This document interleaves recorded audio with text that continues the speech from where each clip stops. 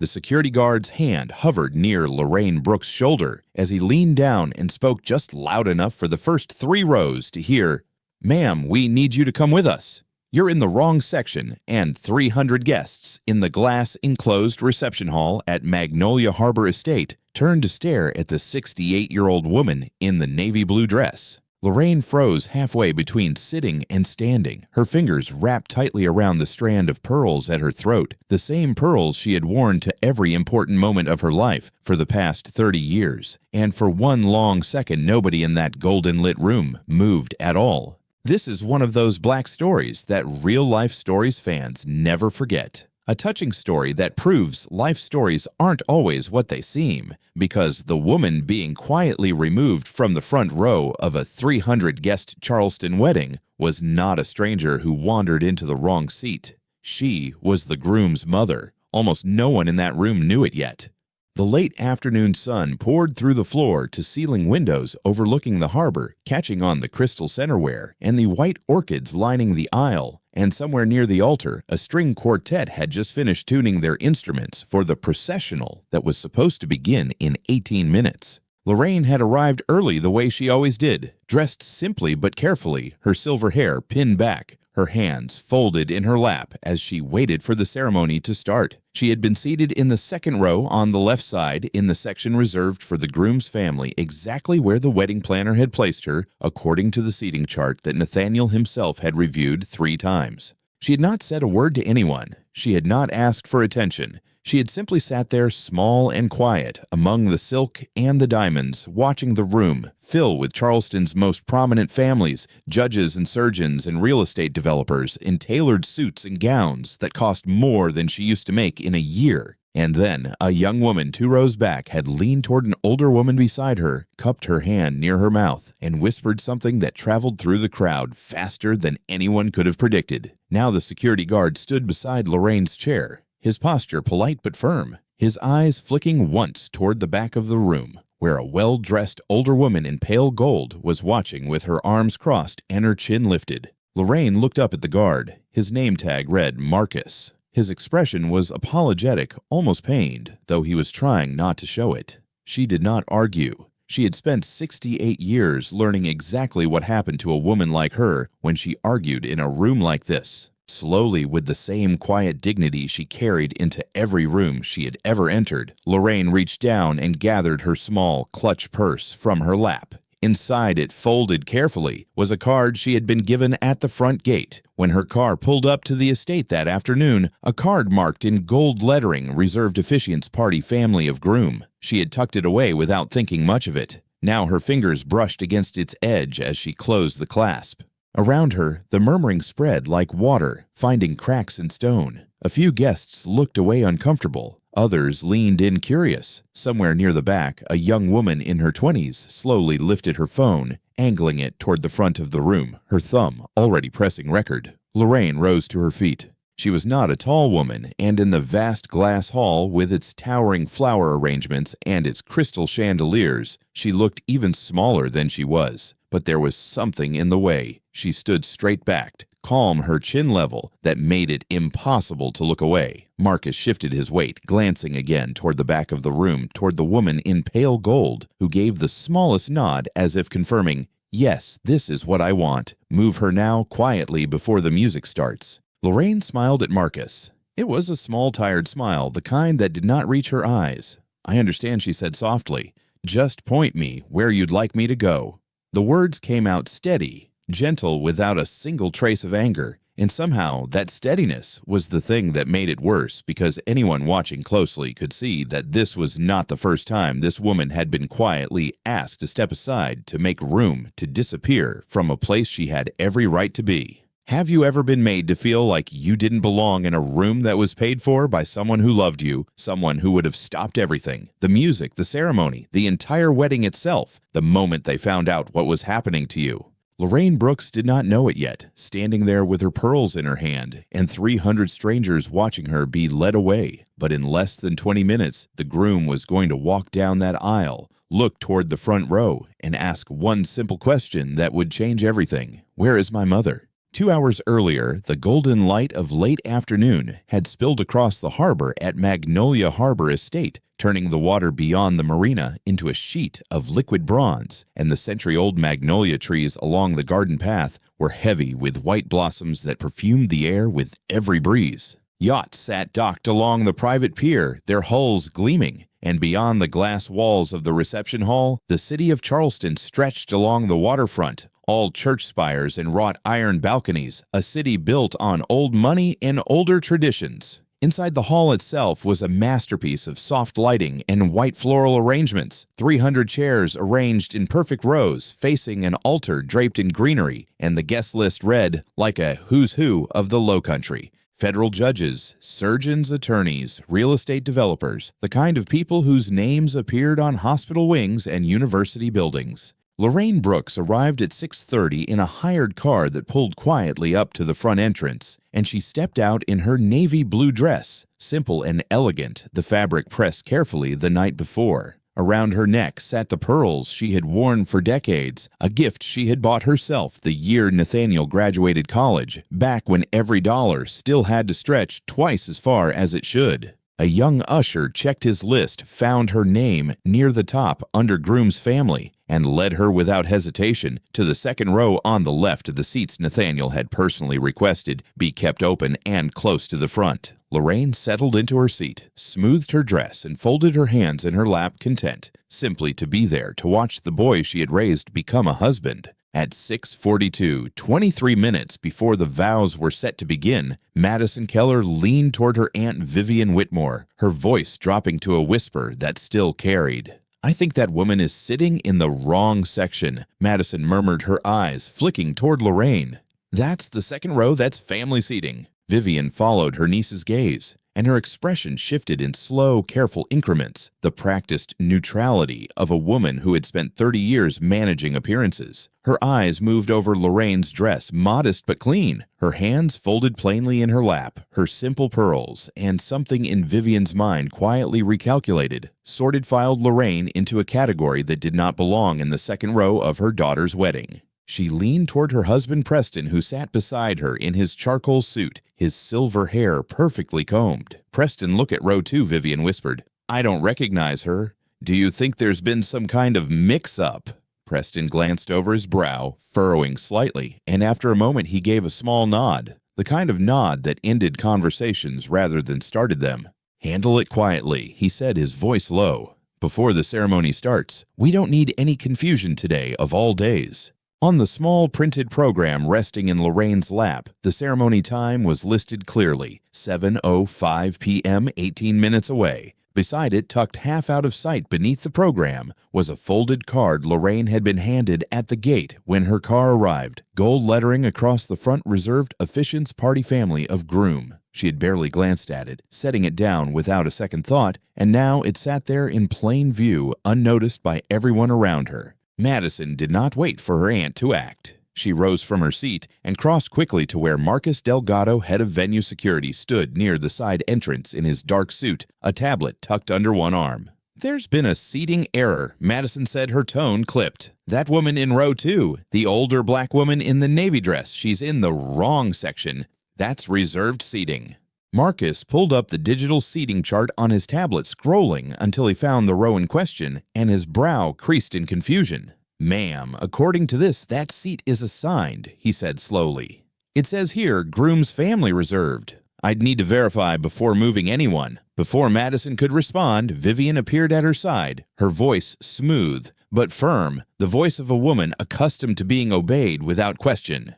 "Just move her to the back," Vivian said quietly. "We don't want a scene before the ceremony starts. I'm sure it's simply a clerical error, and the kindest thing is to resolve it quietly before the photographer notices." Marcus hesitated, his eyes drifting once toward Lorraine, who sat peacefully unaware that her name was being discussed at all. A few rows back, a ripple of whispers had already begun to spread, guests leaning toward one another, murmuring questions, and near the aisle, a young woman in her 20s, one of the bride's cousins, slowly raised her phone, angling it discreetly toward the front of the room. Her thumb hovered, then pressed record, and beneath the video, a caption began to form in her mind, something she would post within the hour.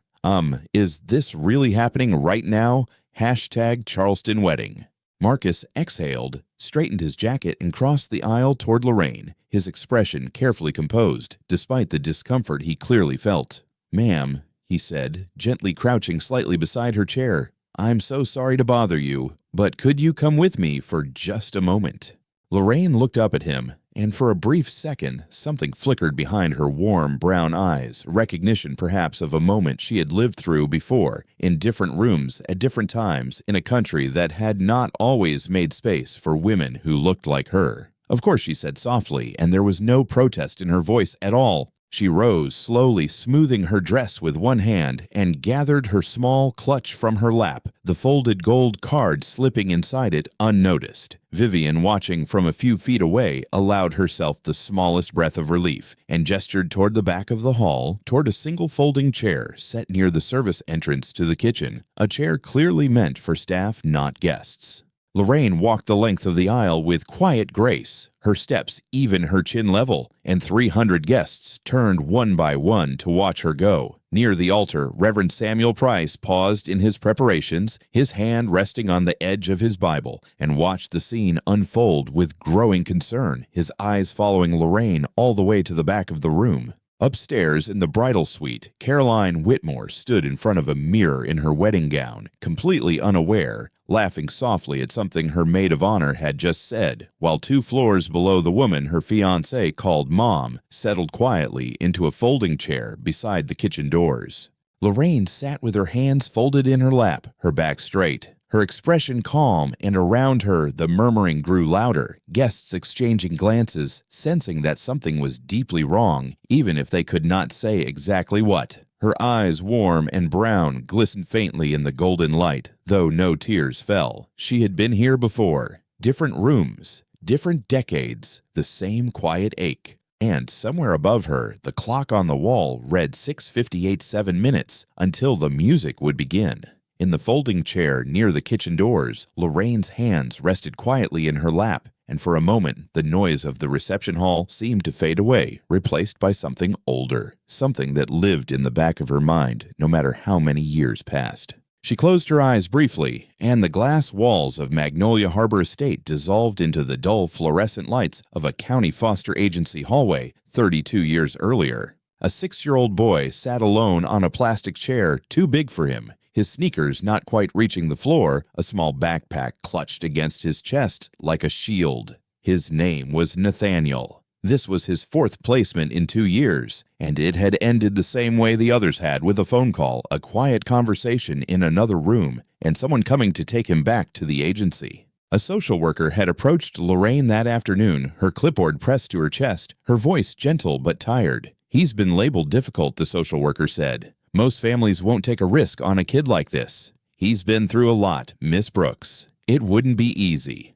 Lorraine had looked past the social worker down the hallway at the small boy sitting alone with his backpack, his eyes fixed on the floor, his shoulders curled inward as if trying to take up less space in the world. "Then I'll take the risk," Lorraine had said simply, and that had been the whole of it. She was a single woman, then working as a cafeteria manager at an elementary school, her income modest, her apartment small, her savings account thinner than thin. Everyone around her, friends, neighbors, even her own pastor, had gently suggested that adopting a 6-year-old with his history might be more than she could handle alone. Lorraine had signed the papers anyway. The years that followed unfolded in fragments, the kind of fragments that build a life without anyone noticing until they look back. She worked 2 jobs for years, mornings in the cafeteria, evenings cleaning offices downtown. She packed his lunch every morning before 5 lunches with notes tucked inside, "Have a good day, baby." She sat up with him through nightmares, holding his hand until he could fall back asleep. She sewed patches onto his backpack instead of buying new ones, so there would be enough for his school shoes. She sat alone in the back row of his law school graduation clapping until her hands were sore, while he searched the crowd and found her immediately. She stayed up late the night before his judicial swearing, in carefully hemming the robe he would wear, her fingers steady, even though her eyes kept filling with tears. Every sacrifice had been small in the moment, and enormous in the sum. A gentle voice pulled Lorraine back to the present. "Ma'am, here, I thought you might like some water." Marcus Delgado stood beside her folding chair, holding out a glass. his expression careful, almost apologetic. Lorraine accepted it with a small, grateful nod.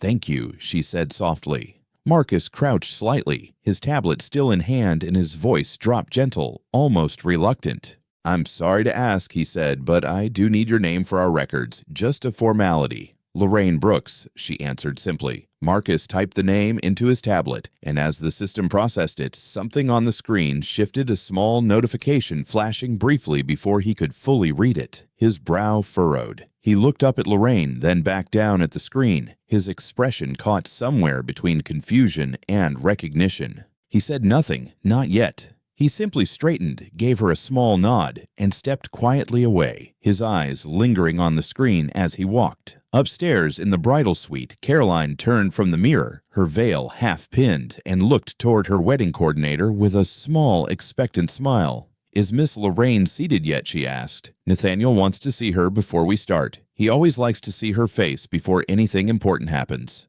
The coordinator hesitated just a beat too long, her smile faltering at the edges. "Let me check on that," she said quickly, and slipped out of the room before Caroline could ask anything further. Down in the reception hall, the murmurs had not faded. If anything, they had grown. At several tables, guests glanced discreetly at their phones beneath the white tablecloths, watching a short video clip that had already begun circulating through private group chats, a shaky close-up recording of an older woman in navy being led quietly to the back of the room. Did they really just move an older black woman to a folding chair by the kitchen? One guest whispered to another, her voice low but sharp with disbelief. A few tables away, Madison Keller, completely unaware of the undercurrent now moving through the room, laughed lightly with a friend, swirling the champagne in her glass. "These things happen," she said breezily. "People wander into the wrong seats all the time. It's really not that big a deal." On the small clock mounted near the entrance, the time read 6:58, 7 minutes until the ceremony was set to begin. Near the kitchen doors, Lorraine set the glass of water down on the small table beside her and reached up with both hands to gently straighten the strand of pearls at her throat, the same pearls she had worn on the day Nathaniel walked across that graduation stage, the same pearls she had worn to every milestone of his life, quiet witnesses to everything they had survived together. She did not cry. She had endured far worse than a folding chair near a kitchen door. She simply folded her hands again in her lap, lifted her chin slightly, and waited the way she always had, with the same patient dignity that had carried her through every room that had ever tried to make her feel small. Somewhere above, her footsteps moved quickly down a marble staircase, and the soft rustle of a wedding gown began to move through the upper hallway toward the top of the grand staircase that overlooked the reception hall below. At exactly 7 o'clock, Nathaniel Reed stepped into the corridor leading toward the ceremony hall, dressed in his navy-tailored suit, his expression calm and composed, in the way it always was the look of a man who had spent years learning how to keep his feelings carefully contained. He paused at the entrance to the hall, his eyes moving instinctively to the second row on the left, the seats he had personally requested be reserved and kept close to the front. The row was empty. Nathaniel's eyes scanned the rest of the room, once-twice searching for silver hair and a navy dress among the sea of unfamiliar faces, but he found nothing. His jaw tightened almost imperceptibly, and he turned to the wedding planner standing nearby with her clipboard pressed against her chest. "Where is my mother?" Nathaniel asked, his voice low, but edged with something sharper than calm. The planner's mouth opened, then closed her eyes, darting briefly toward the back of the hall before she could stop them. There was a small mix-up with the seating, sir," the planner stammered. I believe she's near the kitchen entrance. We were going to sort it out before the ceremony began." For the first time that evening, Nathaniel's composure cracked. It was not loud. It was not dramatic, but something in his face shifted the calm authority of a federal judge, replaced for one unguarded moment by the raw expression of a son who had just been told his mother had been pushed aside in a room full of strangers. He did not wait for an explanation. He turned and walked directly toward the back of the hall, his pace quick and purposeful, and the guests nearest the aisle, sensing something in his expression, instinctively stepped back to let him pass. He moved past round tables draped in white linen, past clusters of Charleston's most prominent families, judges and surgeons and developers, who fell silent one by one as he passed, until he reached the folding chair near the kitchen doors, where Lorraine sat with her hands folded in her lap. Nathaniel did not stop to think about who was watching. He lowered himself to one knee in front of her chair, bringing himself eye level with the woman who had raised him, and he reached out and took both of her hands in his. "Mom," he said, his voice carrying clearly across the now silent hall, "I've been looking for you everywhere." The word landed across the room like a single low note from a bell vibrating outward, touching every table, every conversation, every quiet assumption that had been made in the last 20 minutes. Near the front, Vivian Whitmore's polished smile froze in place. Her lips slightly parted as if her face had not yet caught up to what her ears had just heard. A few seats away, Madison Keller's champagne glass tilted in her hand, the phone in her other hand, slipping slightly before she caught it, her eyes wide and fixed on the scene unfolding at the back of the room. At the altar, Reverend Samuel Price stood very still, his hand resting near the microphone clipped to his lapel, the same microphone that had been quietly live for the last several minutes. "I believe," the Reverend said softly, his voice carrying gently through the speakers around the hall, "we're ready to begin, once the groom's mother is seated where she belongs." Nathaniel rose to his feet, still holding Lorraine's hands, and helped her up from the folding chair, with the same care he might have used decades earlier, helping her carry groceries up the stairs of their small apartment. Together, they walked back down the center aisle past 300 guests who watched in absolute silence back toward the second row on the left to the very seat Madison had pointed out 20 minutes earlier as a mistake. "This is my mother," Nathaniel said simply, his voice steady now, carrying just enough for those nearby to hear. "She raised me after the state gave up on placing me anywhere else. She's the reason I'm standing here today." He did not say anything else, not yet. Not about the robes hanging in his chambers, not about the title attached to his name, not about the courtroom where he spent his days. In this moment, none of that mattered. Only this did. Near the front, Vivian leaned toward Preston, her voice barely a whisper, sharp with panic.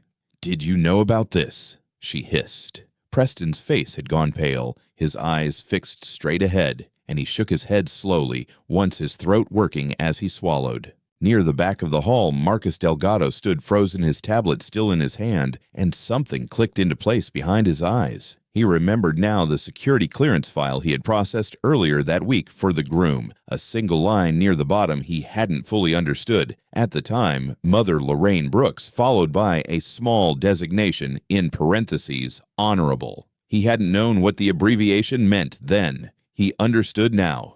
At the top of the grand staircase, Caroline appeared in her wedding gown, her veil catching the evening light, and for a moment she simply stood there, taking in the scene below her. The silent hall, the guests turned toward the second row, Nathaniel kneeling and then rising beside an older woman in navy. She understood immediately. Without waiting for the processional music, without waiting for her father to take her arm, Caroline gathered the edge of her gown in both hands and walked quickly down the staircase and the aisle, ignoring the startled looks from the string quartet and the wedding coordinator. She reached the second row, knelt beside Lorraine just as Nathaniel had, and gently took the older woman's hands, leaning forward to press a soft kiss to her cheek. "I'm so sorry this happened, Mama Lorraine," Caroline whispered. The hall remained utterly silent. 300 of Charleston's most powerful people, attorneys and surgeons and judges, sat motionless, watching a bride in a designer gown kneel on the floor beside a woman they had quietly dismissed less than half an hour earlier. On the small clock near the entrance, the time read 7:04, 1 minute past the scheduled start of the ceremony. No one moved to rush them.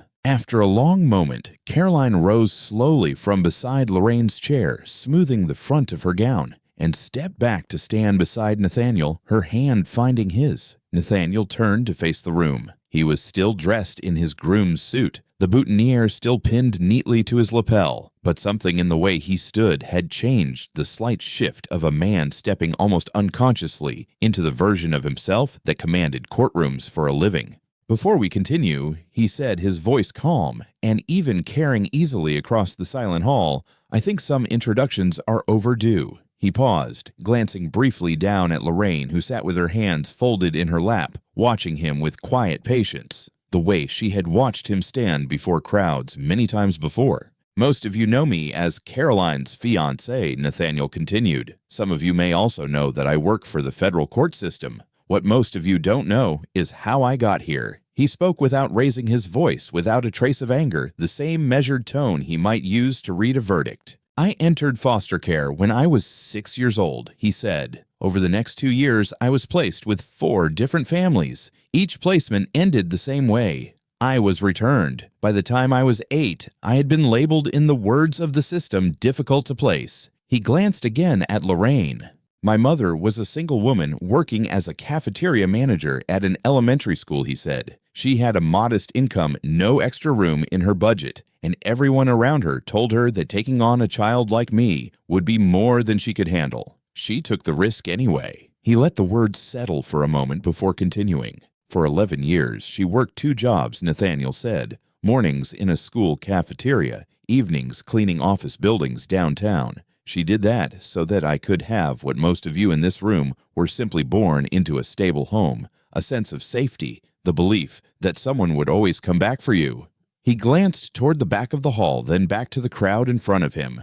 According to data from the South Carolina Department of Social Services and National Child Welfare reports, he said, children who age out of foster care without a permanent placement face significantly higher rates of homelessness, unemployment, and incarceration than their peers.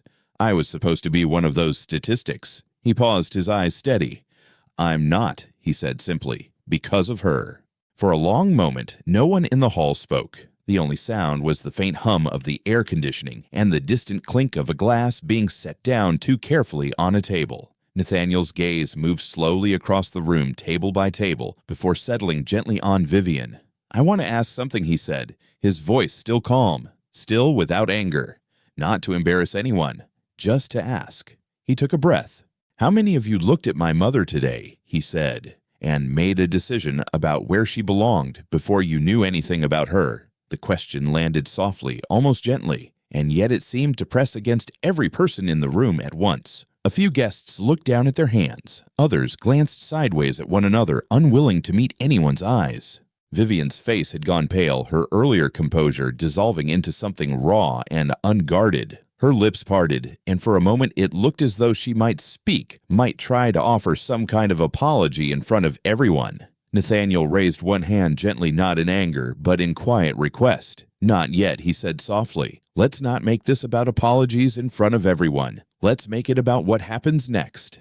Vivian closed her mouth, her eyes glistening, her hands trembling slightly at her sides. Beside her, Preston stood very still for a moment, his eyes moving from his wife to Nathaniel, to the small, dignified woman seated in the second row. Then, without a word, he reached up and unpinned the boutonniere from his own lapel, the small white flower he had worn proudly all afternoon as the father of the bride. He crossed the aisle, slow and deliberate, and came to stand quietly beside Lorraine's seat. The empty space at her side, a small gesture that needed no explanation. From near the back of the hall, Marcus Delgado stepped forward, his tablet still held against his chest, and cleared his throat gently before speaking. Sir, he said, addressing Nathaniel directly, his voice steady despite the weight of the room's attention. I want to be transparent about something. The seating chart had your mother correctly listed, second row reserved Groom's family. There was no error on the part of the venue or our staff. He glanced briefly toward Vivian and Madison before continuing.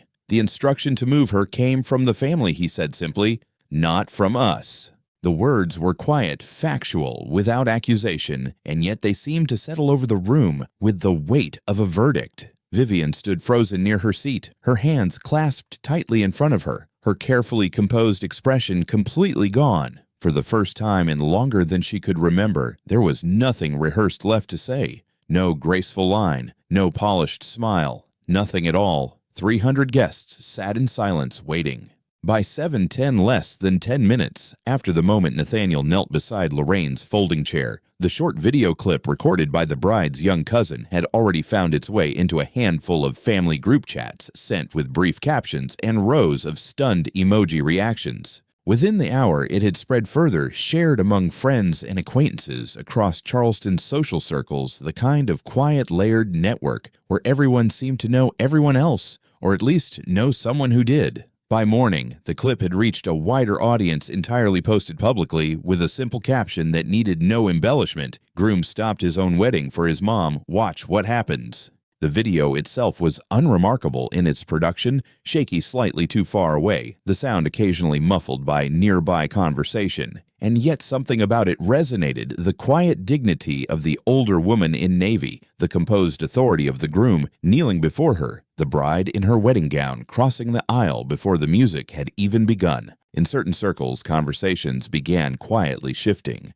Vivian Whitmore, a former president of one of Charleston's most prominent charity foundations, found her name mentioned in a different context than usual, not maliciously, not loudly, but in the careful, knowing tones of women who had attended the same luncheons and galas for decades, women who noticed things and remembered them. For Madison Keller, the consequences arrived more immediately and more personally. During cocktail hour, as guests mingled near the harbor view windows, she noticed with growing discomfort that two couples at her table had quietly excused themselves, drifting toward other groups, leaving her with an empty seat on either side and a glass of champagne she no longer felt like finishing. In the days that followed, Nathaniel and Caroline made a deliberate choice. They did not seek public apologies, did not call for anyone to be punished, did not respond to the spreading video at all. Instead, they focused on something else entirely. Caroline, a pediatric surgeon affiliated with one of Charleston's hospital networks, brought a proposal to her colleagues within the week, an idea she had been quietly developing for some time and now felt ready to act on. She suggested establishing a mentorship and scholarship fund for young people aging out of the foster care system, offering tuition support, career guidance, and a network of mentors from within the hospital system itself. She gave the fund a name, the Lorraine Brooks Foundation for Foster Youth, and within weeks, the hospital board approved its first round of funding. Nathaniel, for his part, could not direct policy from the bench, and he made no attempt to.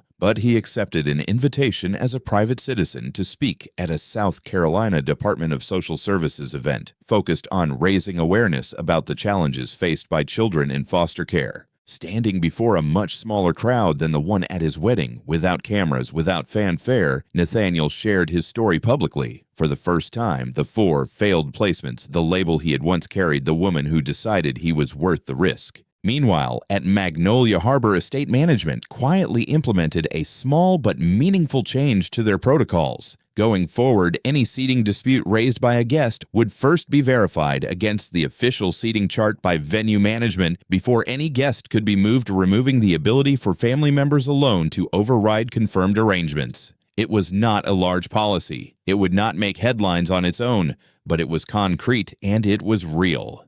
Within the Whitmore family, the most significant conversation happened privately away from cameras and crowds in the quiet of Vivian and Preston's home a few days after the wedding. There, Vivian agreed to make a personal donation to the newly established Lorraine Brooks Foundation and to attend an upcoming foster care family panel, not as a speaker, but simply as someone willing to sit, listen, and learn.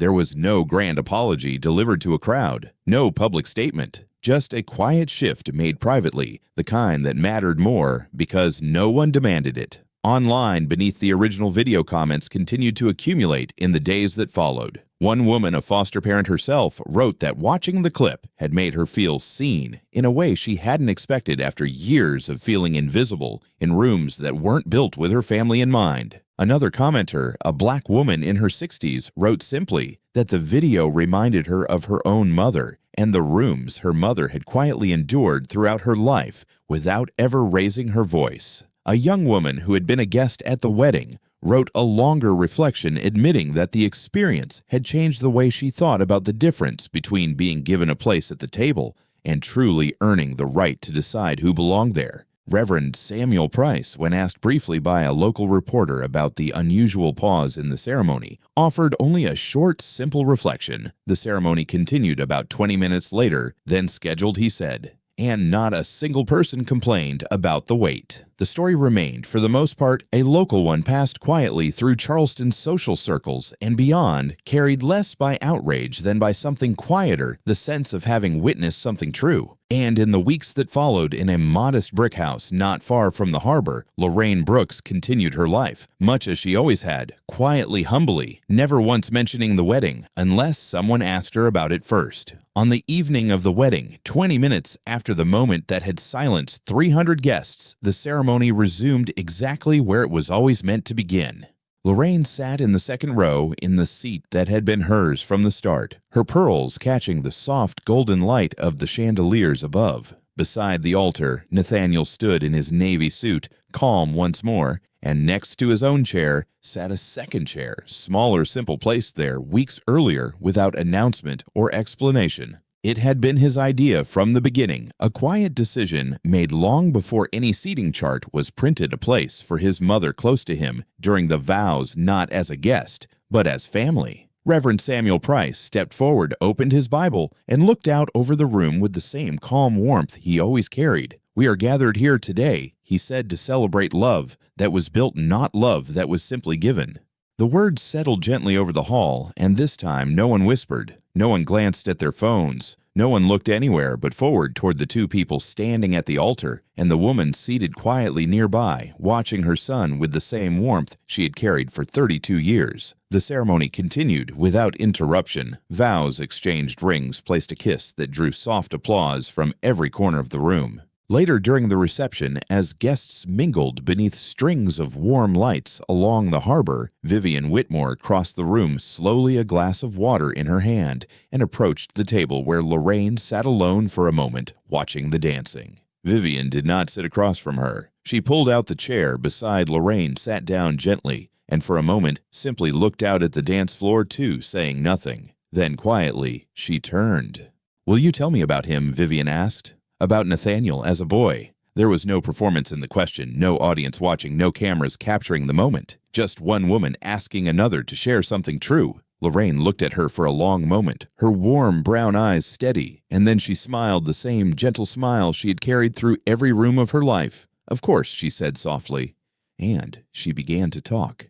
She spoke of a boy who used to hide under his bed during thunderstorms, convinced the world was ending. She spoke of the first time he read a book all the way through and refused to go to sleep until he finished it. She spoke of report cards, scraped knees, a graduation gown she had hemmed by hand the night before, her fingers trembling, not from fear, but from pride. Vivian listened. She did not interrupt. She did not offer comparisons or stories of her own. She simply listened the way Lorraine had been listening to other people her entire life, quietly, patiently, without needing anything in return. It was not a grand reconciliation. There were no tears, no dramatic embrace, no speech. Just two women sitting side by side at a wedding reception, and one finally choosing, in her own quiet way, to make room. This is what real-life stories are often made of, not villains punished, not dramatic falls from grace, but small, quiet shifts inside people who finally choose to see what they had refused to see before. Among the Black stories worth telling, the touching stories that stay with us long after we've heard them, Lorraine's reminds us that life's stories of quiet sacrifice often carry the deepest power of all power that asks for nothing and changes everything anyway. Later that evening, as the band played something slow, Nathaniel crossed the floor to where his mother sat and held out his hand. "May I have this dance, Mom?" he asked. Lorraine smiled, took his hand, and rose to her feet, and together they moved slowly across the dance floor, her pearls catching the light with every turn, the same pearls that had been with her through every important moment of her life. From a nearby table, Caroline and Vivian watched together, side by side, saying nothing, simply watching a mother and son who had built something unbreakable out of very little many years ago in a hallway neither of them had ever forgotten. If this story moved you, you're not alone. Have you ever witnessed someone judged by how they looked, only to find out who they really were? Share this story with someone who needs reminding that love doesn't need permission to belong. Comment below if you've ever seen someone underestimated the way Lorraine was. And subscribe for more real-life stories that remind us what truly matters.